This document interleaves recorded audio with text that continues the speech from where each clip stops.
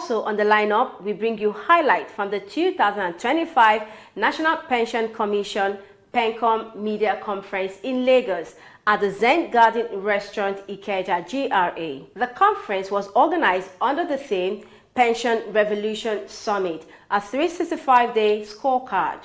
It was, as always, an interactive forum. Let's check out excerpts. Stronger capital means stronger institutions, better risk management, deeper expertise, and a greater capacity to attract and retain skilled workers. This and many more are for your information and enlightenment. So sit back, relax, and enjoy the lineup. Details shortly after the break. Please stay with us.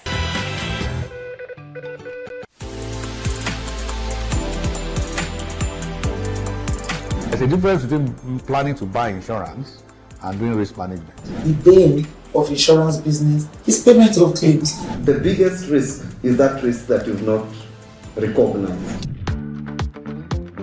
Get all the latest happenings on insurance, pensions, banking and finance, real estate and general business every week on Almond Finance and Wealth Report on ASO TV Abuja on DSTV channel 392 on Fridays by 11 a.m. or watch on YouTube at Almond Finance TV. Follow us on all social media platforms at Almond Finance.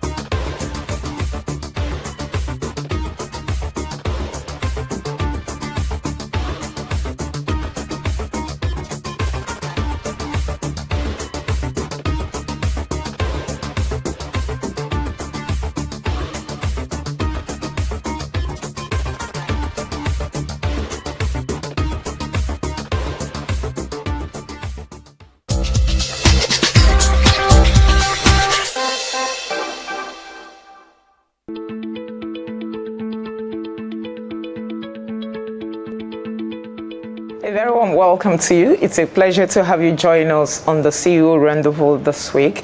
I may be actually very delighted to be sitting one-on-one. I would say a living legend when it comes to insurance law and law generally in Nigeria. Is a woman I've known, I've come to love, to come to respect over the years.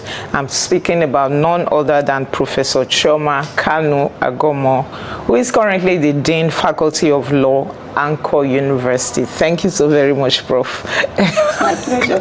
For finding time to join us on the program this week. Thank you so very much. Okay, so let's get started. As I said, you are an authority in insurance law in Nigeria. Now, for those who may have forgotten, you were a member of the late Professor Joe Iruku's led committee in 2008, set up by the government to look into the existing insurance laws and come out with suggestions on legislation that would drive the industry in the 21st century. Now, 17 years down the line, NIRA is here. Were you surprised on the length of the time it took before we now have this law? Yes. Very, very surprised, disappointed, and I would say I lost hope.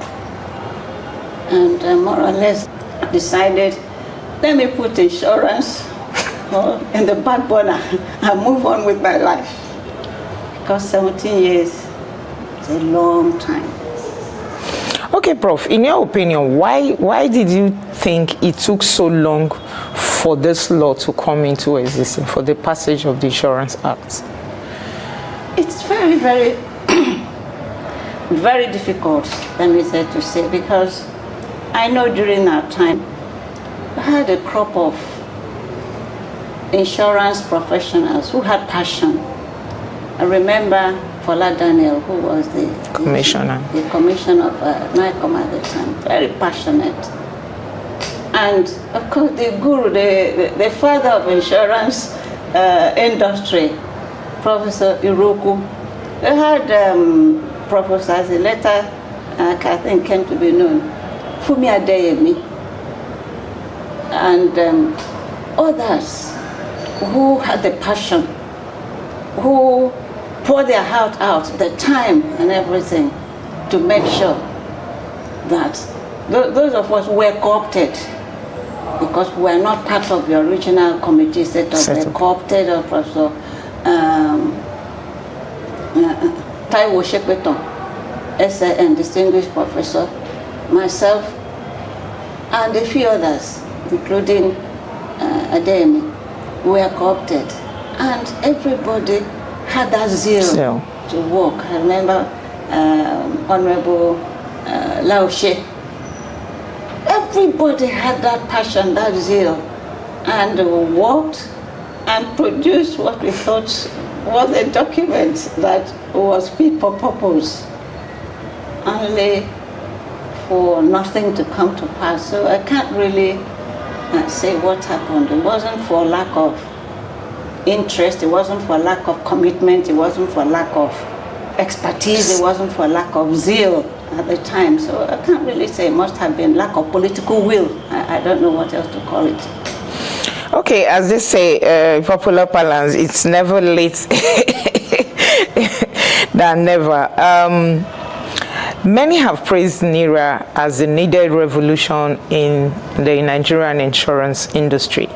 So I'd like to ask you, do you think, or do you consider this act the magic wand that will transform the Nigerian insurance sector?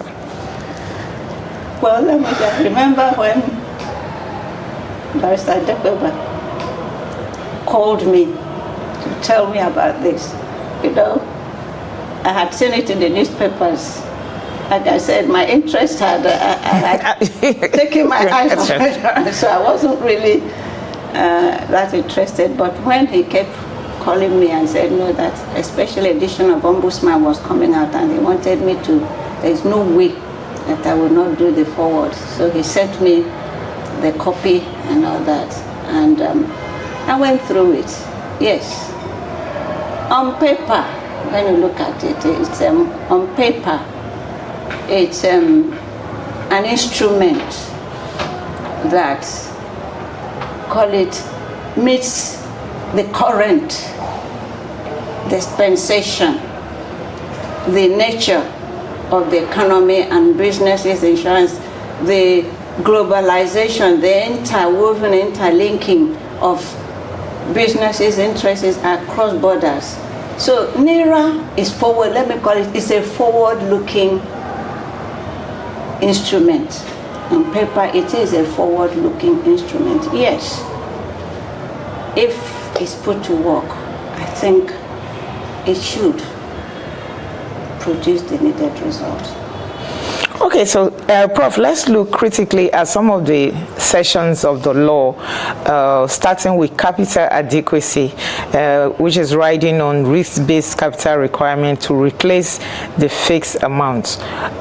In your opinion, as an insurance law expert, do you think risk-based capital regime would really help to transform the Nigerian insurance industry? I honestly and truly believe so. The reason is that when it's risk-based, you are going away from the paper requirement of the amount you have in the bank. That technical requirement, you have 5 million, it's in the bank, you fix it there, whatever, I'm happy. But it has nothing to do with the risk, the value of the risk you have assumed or you are running. So the risk base means that your capital is based on the assessment of the risk you are running, both past, future, present, potential, so that it's a holistic, realistic assessment that you will be able to carry out the cover. And when you deliver, the problem with the insurance industry in the past was that it's quick to collect, but when it comes to settlement, you hear stories. So the risk-based requirement will not really, that's coupled with other provisions, will not tell story. Even then, I think even before we got to this, I think the insurance industry had already started going around this thing to make sure that the insurance really cleans up its image. So I think the risk-based thing, it's timely. I believe in it. Okay, Prof, post recapitalization, what do you expect to see happen in the industry, given the various sections of NERA? Well, what one would see or expect to see, whatever, for one, because of the upended minimum requirement like 60 for life and is it 40, whatever, lowest, a little lower for non-life, whatever. But first of all, there should be amalgamation, that is mergers. One would see, in fact, it would be in the interest of the insurance industry to go for mergers where we are not able to meet the new minimum capital requirements. And also, one would expect that this is where you will now begin to see, call it risk specialization, carving out your niches, areas that your strengths and weakness, where you can be able to make your mark. And also, because of the provisions of the Act, where you see the linkages across borders, not just because the provisions are there, so you can also have back in global collaboration or linkages or whatever that will make you a specialist, to make you solid, and will be able to deliver, to develop that confidence that is required, that this is an industry that has come of age and is set to deliver in a set areas. So we should be able to have, I think, let me put it, less of general practitioners. So practitioners that will carve out niches for themselves and be specialized and deliver. Okay, Prof. I know before we got on set, we jokingly spoke about my next question. Now, over time, this is not just peculiar to the insurance industry. We've come to realize that in Nigeria, we have so many beautiful laws on paper across various industries or across various sectors. Now, the biggest challenge with all these laws is implementation. Now, under NERA, or even the old 2003 Insurance Act, you have those compulsory insurances of buildings, for instance, of vehicle, and all of that, group life and all of that. Those are reenacted under NERA and upgraded, if you will. But before NERA, implementation has always been an issue. Sorry to say, even from the part of the government that gives you the law, sometimes they are found wanting implementing their own law. So with NERA and some of the compulsory insurances that are there, how do we go around the hurdle of implementation? I wish I had an answer for that. Prof, you must have an answer. I wish I had an answer for that, but you hit the nail on the head. You know, it's one thing to make law, but it's another thing to put it into practice. And in the past, let me just digress a little bit, not insurance, but there was a joking matter, as it were, when in 2001, I was privileged to go to the International Training Center of the ILO in Turin with the then president of the National Industrial Court, it's now of blessed memory.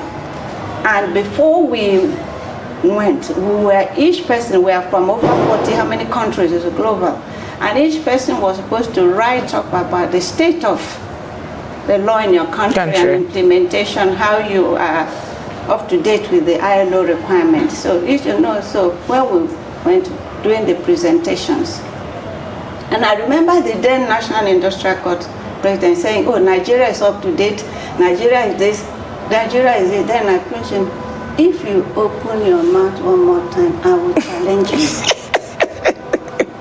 And so I didn't know that the member from Trinidad, the participant from Trinidad, so I said, yes, we have them on paper. I said, I have them on, we all have them all on paper. Constitution says this says that. But in implementation, we are lacking. So it's no use coming to tell the global community we're up to date when we know that's no. It's on paper, but in practice. So is this when I remember this each time we say, Choma challenging, but we can see from what Nigeria, the labor law situation of National Industrial Court, the fallout since then, what has been that where something is put into practice. You see the implementation, you see the impact. Everybody can see the status of the National Industrial Court of Nigeria today, labor law development. So it takes the will. It takes the will that this ought to be done. For example, the no insurance, no cover, no premium, no cover is still there, and government is said to be the culprit. Credit, taking cover on credit. So if you continue to take cover on credit, when many of those buildings are public buildings, how can the cover be effective? Unless we begin to lead by example.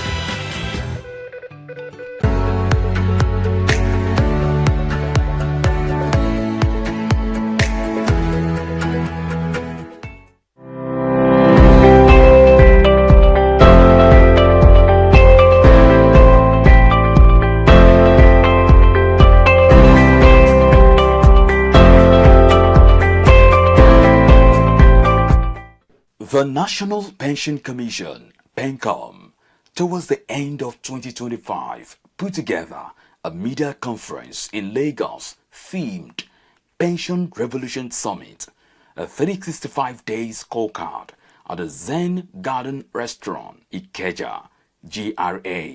Welcoming journalists to the conference, the Director General of the National Pension Commission, PENCOM, Ms. Omolola Oluraron, noted that PENCOM will continue to defend contributors' rights. Our reforms are built on data, dialogue, and discipline. We have not introduced these reforms in isolation at all. As we move into the next phase of the pension revolution, our focus remains clear: to expand coverage, deepen trust, improve investment outcome, strengthen supervision, and protect retirees and active contributors. Retirement security is not a privilege, it is a right, and PENCOM will defend it firmly and fairly.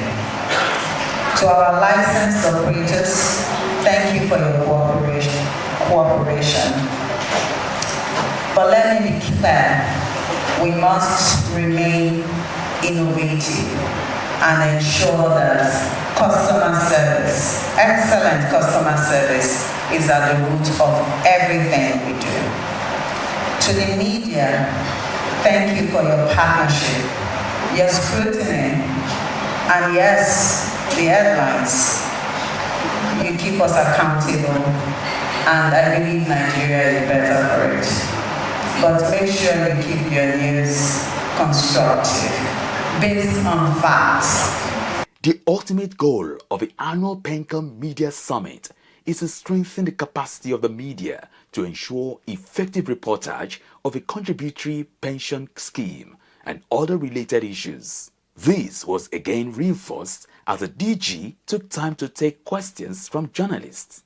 PENCOM is for all pensioners in Nigeria. We have really done well for the federal retirees. They are now smiling. We have 5 other states that are under CPS. In fact, pensioners in Lagos State, they are not happy. So what are you doing to ensure that the template is quickly released to the state governments in these 5 states and let the governments implement them and make the pensioners in these states also happy as their federal counterparts? It's important to note that Lagos State is the most compliant state in the whole federation. So I think what the problem is the level of pensions they are being paid. I think it's the amount that is the problem. So part of what we discussed with Lagos State this year when we met with the governor earlier was the need to define a minimum pension based on standard of living. So I think that's what needs to be implemented. But when it comes to compliance with the CPS, Lagos State is out there on their own. With the Q&A session over, Mr. Ahmed Lawan, Head, Compliance and Enforcement Department, PENCOM, spoke to journalists on the PenCare initiative, aptly tagged Sustaining Dignity at Retirement Through Healthcare Security. According to him, the expected outcomes of the initiative, amongst other things, is to improve the health and quality of life for senior citizens. Outcome for the PenCare is we have currently a legal established BOT, transparency as fund with audited account, contracted pension board, digital enrollment. Then the outcome will be access to healthcare for society retirees will transfer down next year, which will reduce out-of-pocket health spending, will improve the health and quality of life for senior citizens, and will enhance trust and reputation on the contributory pension. So the vision of PenCare is clear: a model of inclusive in Africa, alignment with the UN SDG. The SDG 3 requirement is good health and well-being. The SDG 10 is to reduce inequality. So it will serve as a foundation for public-private collaboration on social welfare. Other paper presenters were Mr. Abdul Kadir Mohammed Dahiru, Head Investment and Supervision Department, PENCOM. Giving an overview of the current portfolio, 60.35% is invested in government securities. While this provides high security, stable and predictable returns, its dominance limits overall growth and exposes the funds to inflation risks. PENCOM is, however, looking at other investment windows to ensure maximum returns for contributors. Total pension assets is still growing, recording over 26.66 trillion naira in the last quarter of 2025, with over 10.6 million active retirement savings accounts, RSA. All right, that's our time on the program this week. Many thanks for being a part of it. Join us same time, same station next week for a fresh package. In the meantime, feel free to connect with us on all our social media platforms. If you miss any part of today's broadcast, please watch again on our YouTube channel, Almond Finance TV, and do well to subscribe. I am Susan Obiako. From all of us here, it's a goodbye.